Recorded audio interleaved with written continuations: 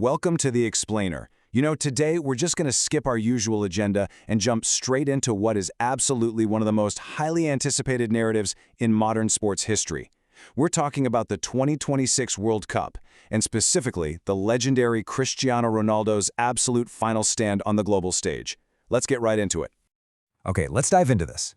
Because there's a huge central tension here, right? On one hand, you have a player relentlessly pursuing the ultimate prize in his sport. Over the last 2 decades, Ronaldo has completely conquered football. He's won Champions Leagues, domestic league titles all over Europe, multiple Ballon d'Ors. But across 6 previous World Cups, this one elusive prize, literally the one trophy capable of completing his legacy forever, has somehow completely escaped him. But then, on the other hand, you have this massive, fiercely debated tactical question. At 41 years old, is Cristiano Ronaldo the actual key to Portugal winning it all, or is the team actually better off without him on the pitch? Section 1. The final missing trophy. 20 years, 6 World Cups, and 1 elusive prize. Let's move to Section 2 and see how this builds into defying time at age 41, the actual science of his longevity. 41. Think about that for a second. To even be having this conversation, we have to look at the sheer physical marvel that makes it possible. 41 is a number that usually means a player has been comfortably retired, maybe sitting on a beach for a half-decade. Yet Ronaldo continues to completely defy athletic aging, and this defiance is the entire foundation of his final quest. He's posting numbers that players in their physical prime literally dream of, and it's definitely not by accident. It's the result of an extreme, almost obsessive routine, where discipline, nutrition, and rest all work together like a perfectly synchronized machine. Just look at the fuel he uses. His dietary discipline is measured to the absolute millimeter. He's eating 6 small meals a day, spaced out perfectly every 3 to 4 hours, just to maintain stable energy and really optimize recovery. He strictly avoids ultra-processed foods and refined sugars. None of that. Instead, it's entirely focused on lean proteins and fresh foods. And fish plays a huge role in his diet. Specifically swordfish, sea bass, and this is pretty cool. One of his absolute favorites is the traditional Portuguese dish bacalhau à brás. But honestly, what's truly mind-blowing is his rest system. It baffles even other elite professional athletes.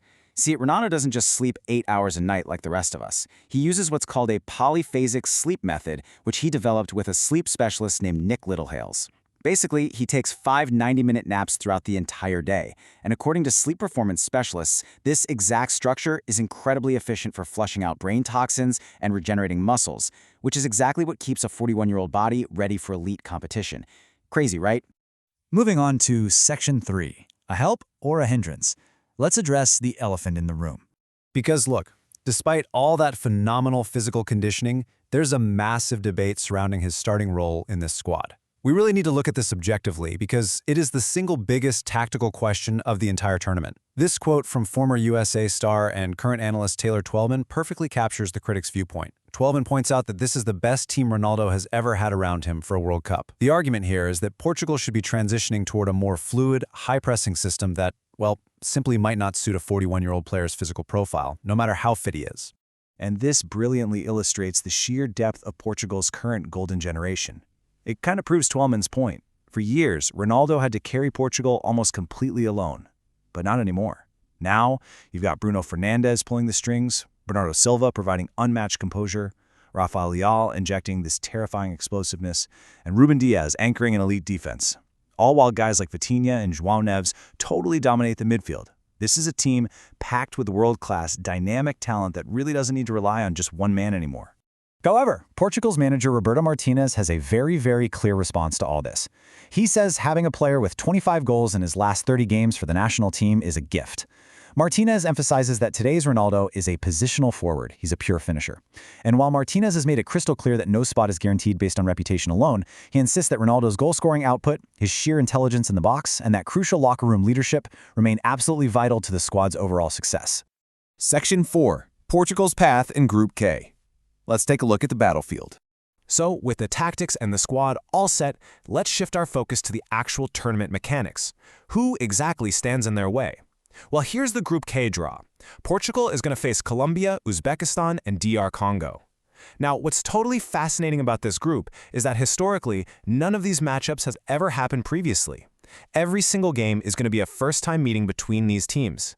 Entering the tournament, Portugal are obviously heavy favorites to advance past this group stage, but the pressure on Martinez to find the perfect balance between honoring a legacy and getting actual on-pitch performance will be microscopic from day one. So the really crucial point here is, what are their actual chances? Let's ground the hype in reality for a second. The bookmakers have priced Portugal at 11-1 to win the entire 2026 World Cup. To put that into perspective, that translates to about an 8.3% implied probability. So they're certainly strong contenders, for sure.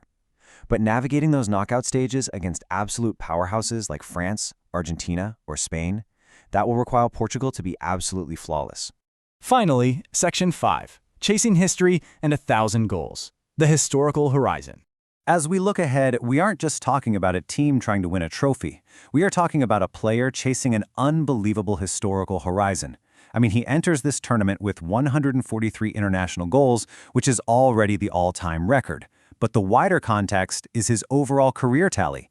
He is sitting on over 950 career goals for club and country. So the tantalizing prospect hanging over this entire tournament is the race to hit exactly 1,000 total career goals, doing it while on the biggest stage imaginable.